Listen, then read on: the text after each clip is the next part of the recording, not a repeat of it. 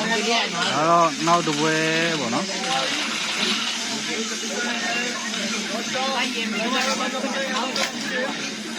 အားတော့တယ်ရပြီအခုတည်းရှုံးတာပဲဒီအောင်သား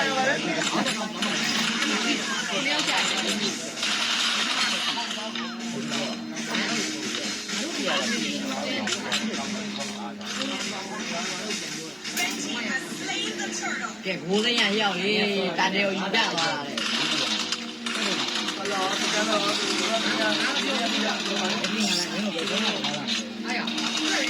ေပြောလို့ပြောဘောပဲပြီးငါမင်းတို့မပြောရင်ငါရလာတော့ငါပြောမှာလေဟောပြောင်းလေမြင်ကွင်းပြောင်းလို့ငါလို့ပြောတော့ပြဟုတ်ရလားရအောင်ငါလည်းမငါလည်း